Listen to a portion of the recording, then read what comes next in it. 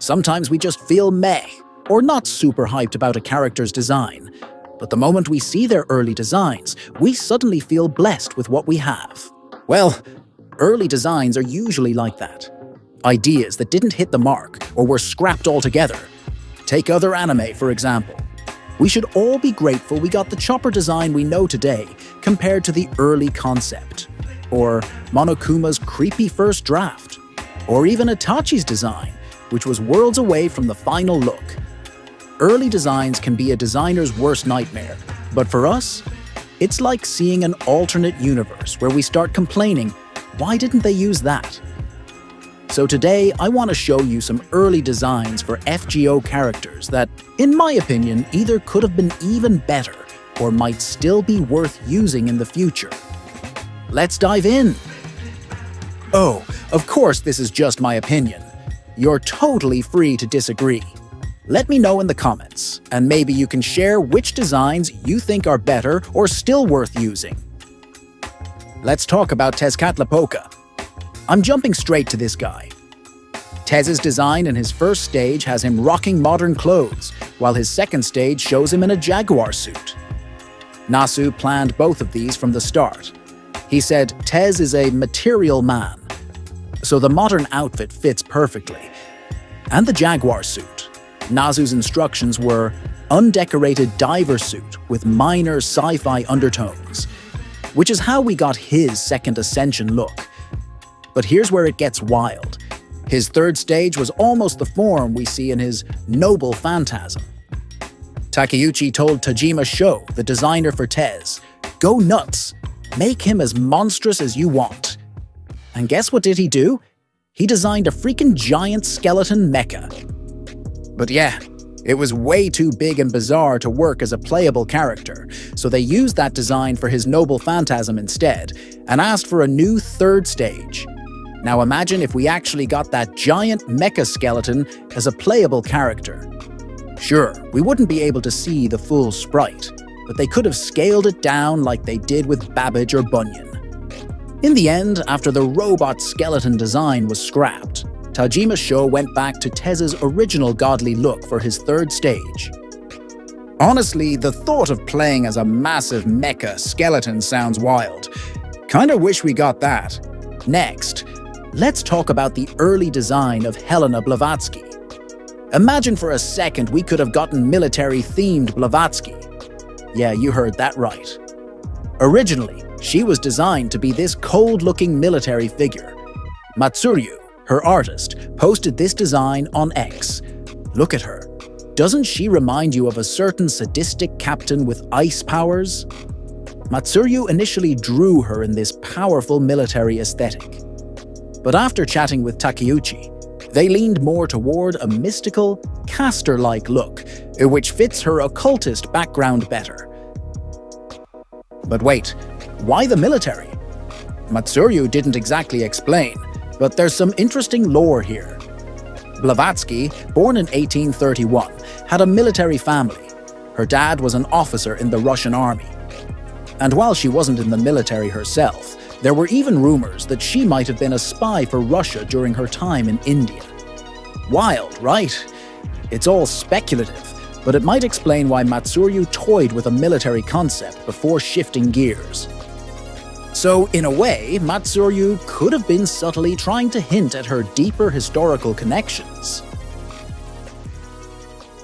Next, let's talk about Qin Shi Huang's wild design evolution.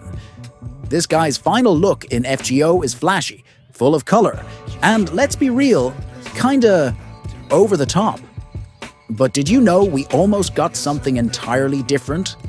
In 2022, artist To Azuma revealed that an earlier concept for Qin Shi Huang Lost Belt version involved all three ascensions representing different life stages: child, young adult, and elderly. It was a whole transformation of life, showing off Qin's journey through life. Azuma even posted some of this early concept art on X, where we saw the first emperor's original, more grounded look. Before getting the final order, Azuma designed Qin, with an intelligent, sharp-eyed appearance based on historical descriptions. But then, he was told to go for a fully naked, androgynous, fantastical beauty. Yeah, not kidding. That original concept then rejected within an hour. In the end, the final version focuses on the young adult form, since in the story, Qin's body is no longer human but a custom-built creation. So yeah, Qin Shi Huang went full Mothman instead of staying in those more realistic historical looks. But it's kinda cool seeing the glimpse of what he could have been before transforming into the otherworldly emperor we know today. Kukulkan's design journey is pretty wild. Initially, Rei Hiroe, her artist, envisioned her with some distinct dinosaur-like features. Imagine a tail and scales on her body. She even had red and silver as her primary colors. That idea was eventually dropped in favor of the current, more vibrant and sleek design we see in-game. But just think, Dino Kukulkan could have been a thing. The original design also gave her braided hair and elf-like ears, which would have totally added another layer of uniqueness to her look. However, opting for her final design may have been a strategic move, making her appeal broader and fitting within the aesthetic of FGO. I love her current design so much, but I think we could still use that early design in some events. I don't know, maybe summer or some kind of costume event. Fans who love monster designs, or those with a soft spot for dragons, probably would have eaten that up. Miss Crane's early design is definitely something to talk about. In the early concepts, her look had this eerie, mysterious vibe. Some fans even speculated she could have been the Black Crane, especially with that demon god pillar-style hat in her early drafts. The edgy, goth aesthetic in those designs was such a mood, like if she looked all dark and brooding on the outside, but still had Miss Crane's warm, friendly persona inside.